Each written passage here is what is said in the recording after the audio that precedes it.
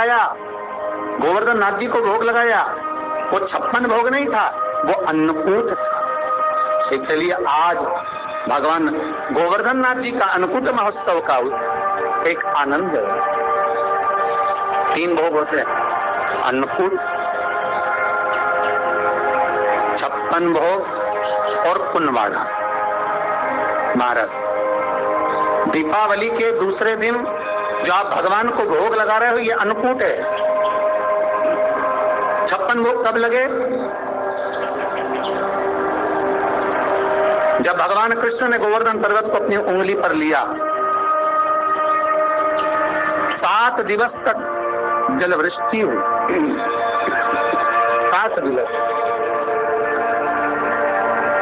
भगवान पर्वत को अपने उंगली पर धारण कर कर रखे। एक दिन में मेरे श्री जी बाबा को, मेरे ठाकुर को, मेरे कन्हैया को, मेरे कृष्ण को एक दिन में 8 बार भोजन आता है।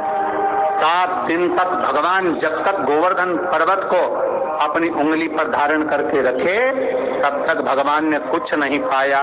और जब 7वां दिन पूर्ण हुआ तो एक दिन में 8 बार भोग लगता था, इसलिए 7 दिन का 8 बार का भोज इकट्ठा करके भगवान के सामने रखा, तो सतवटु 56, ऐसे भगवान के सामने 56 भोग आया। तो आज जो भोग लग रहा है वो अन्नकूट है, वो अन्नकूट है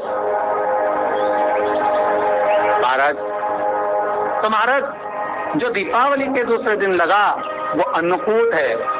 पर्वत उठाने के बाद 7 दिन का जो भोज इकट्ठा हुआ वो लगाया, वो 56 भोग है।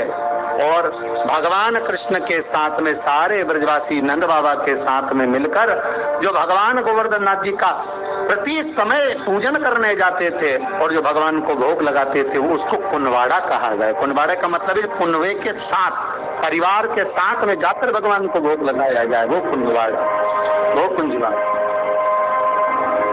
महाराज। और भगवान गिरि गोवर्धन नाथ आप सभी पर ऐसी कृपा दृष्टि बनाकर रखे कि आपके घर में वैभव, धन, संपदा, लक्ष्मी खूब कृपा दृष्टि बनाकर रखे। दीपावली के 2 दिवस में भगवान गिरि गोवर्धन नाथ जी के पूजन का महत्व हमको बताया गया। आप सभी के यहाँ गाय के गोबर के गोवर्धन जी बनते हैं और उनका पूजन हम सब करते हैं। पर इस पूजन का जो प्रमाण दिया गया, इस पूजन की जो महत्वता बताई गई, इस पूजन की जो श्रेष्ठता कही गई, वो हमें प्राप्त होती है श्रीमद् भागवत से। भगवान कृष्ण की अनुपम लीला कि जिस समय भगवान कृष्ण ब्रजमंडल में भ्रमण कर रहे हैं, पूरे ब्रजमंडल में घूमते घूमते भगवान कृष्ण आज सारी ब्रजवासियों के यहाँ, गोपियों के यहाँ मिलते हुए आ रहे हैं। तो भगवान सारे ब्रजवासियों के यहाँ जब पहुंचे तो ब्रजवासियों से मालूम करा कि आखिर कारण क्या है जो आपके यहाँ इतना पकवान बन रहा है, इतनी मिठाई बन रही है, इतना साज सजाया जा रहा है, हमने जो इतना सारा भोग तैयार करा है, इतना सारा पकवान तैयार करा है, ये इंद्र की पूजन के लिए। तो भगवान कृष्ण ने सारे ब्रजवासियों से बात करते करते पूछते तब एक बुजुर्ग, एक बूढ़ी माता के पास पहुंच गए।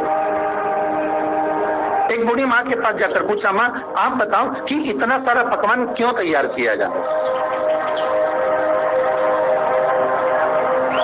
कि इतना सारा भोग किसके लिए तैयार किया जाए। तो महाराज वो बूढ़ी माँ कहती है, अरे कान्हा तुमको नहीं मालूम क्या, अपने यहाँ दीपावली के इस पावन अवसर पर,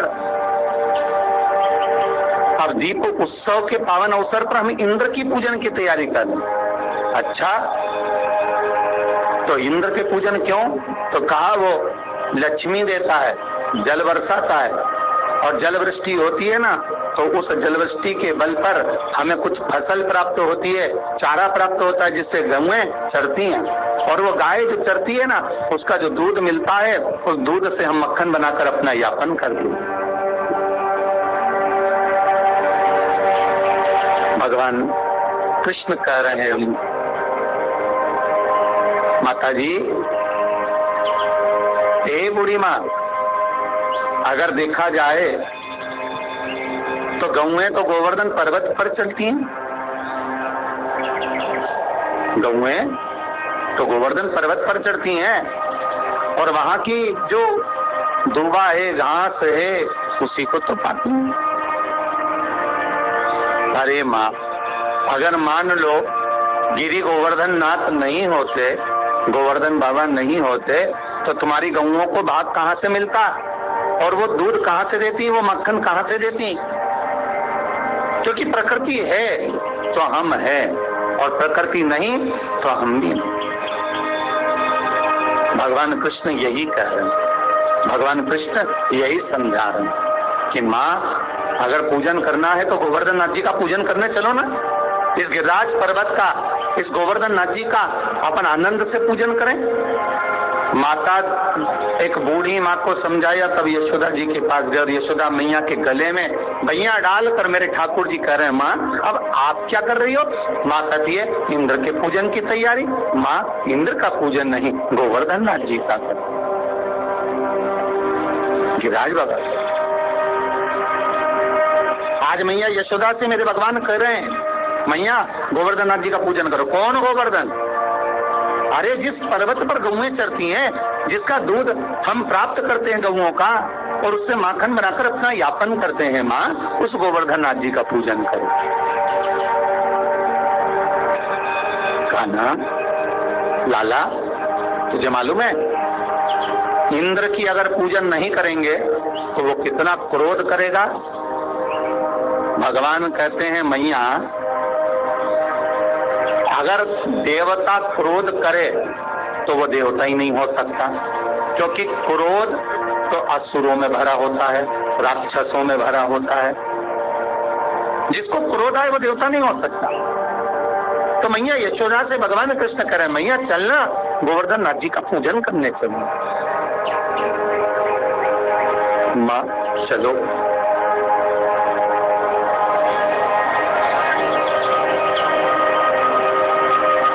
माँ चलो गोवर्धन नाथ जी का पूजन करने।